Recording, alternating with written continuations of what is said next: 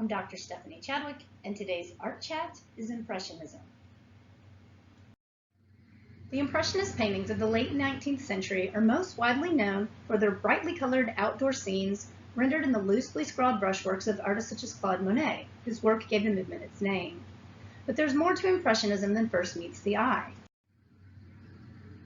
Among the many Impressionist innovations, one was the inclusion of women in the group. The American painter Mary Cassatt, who did much of her painting in Paris, is one example. Some of the scenes favored by the movement, including domestic spaces and floral gardens, were most intimately known by 19th century women. French painter Berthe Morisot, who was a woman herself, painted women, often within these domestic spaces, with a new sense that they were active agents rather than merely the subjects of painting. Earlier in the 19th century, the poet and art critic Charles Baudelaire had called for artists to be painters of modern life. The Impressionists took up this charge, and their innovations can be better appreciated when we consider the fact that even at the end of the 19th century, artists felt the need to justify modern subject matter in art. And I'm not showing you an Impressionist painting here, but I am showing you a parody of a classical work by the French painter Henri Toulouse-Lautrec. And this painting not only shows the intrusion of modern subjects into the domain of art, but it also really calls for artists to be painters of their own time, painters of modern life.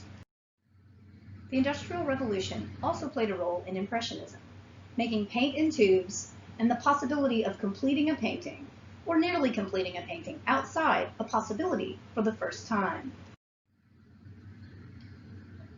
Who would have thought that industrialization, its benefits and anxieties, lie at the heart of paintings that, however stylistically different, did not appear to depart that radically from the realist paintings of artists such as Jean-François Millet.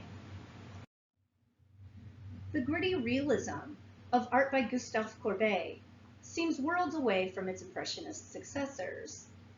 Yet Courbet's works set the stage, providing examples of both rough rendering styles and contemporary subjects, now elevated to the status of art. Other realists, such as Honoré Daumier, also inspired the Impressionists, taking to the streets to depict modern life. Edward Manet was such a painter, though he rejected realist documentation for the naturalism seen in the literature of his friend Émile Zola.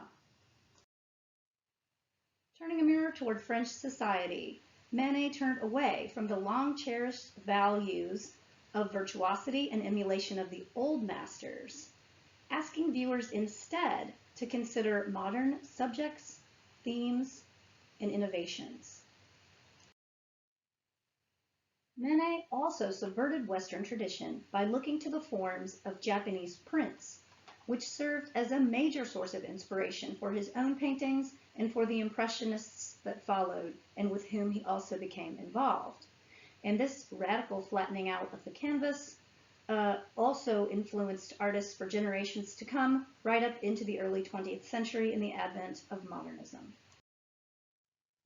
Still in dialogue at first with painting's history, academic traditions, and compositional strategies that had been in place since the Italian Renaissance, Manet opened the door to more radical experimental renderings featuring modern subjects and scenes.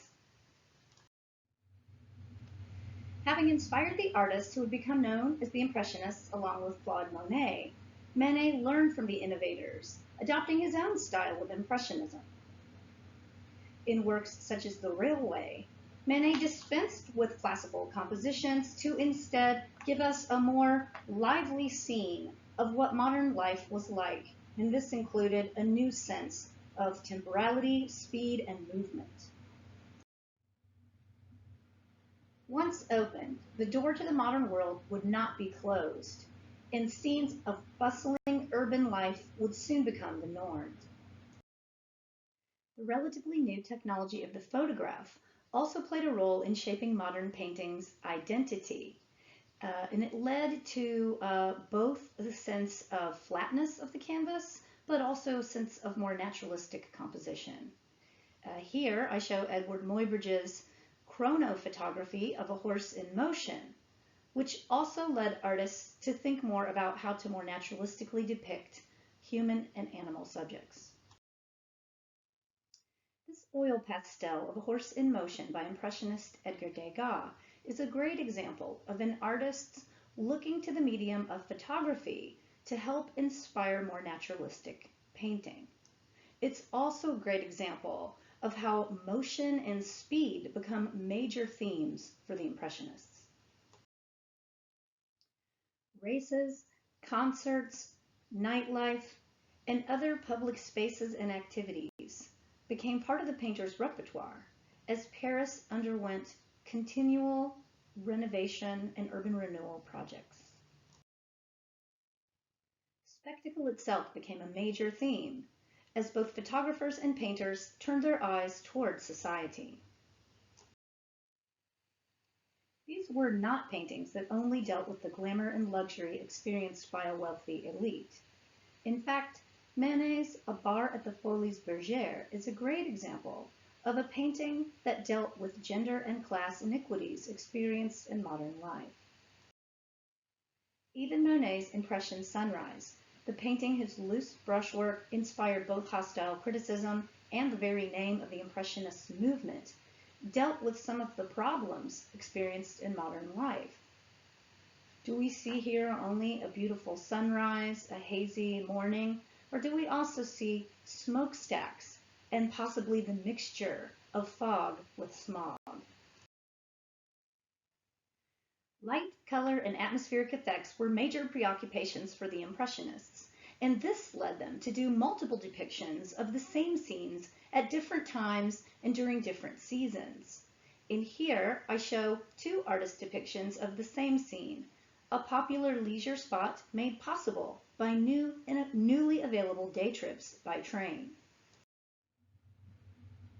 The sciences of optics and color theory also fascinated the Impressionists.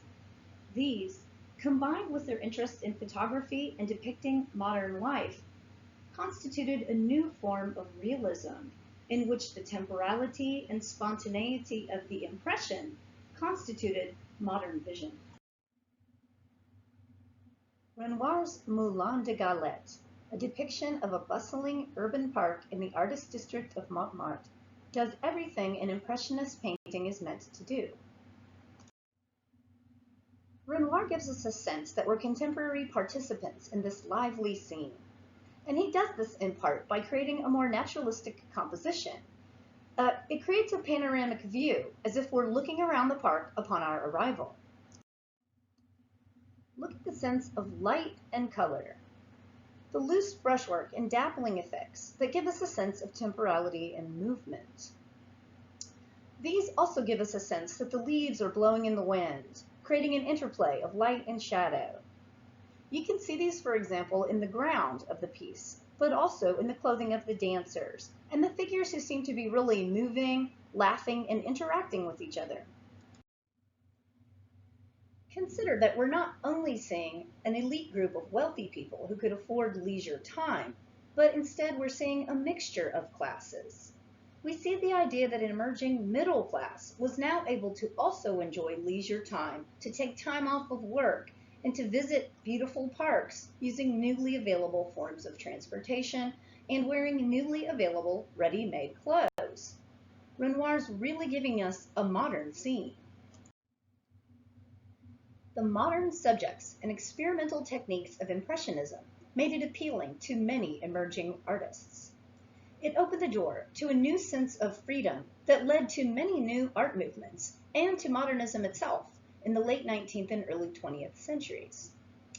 For more on these movements, you can see my art chat on post-impressionism.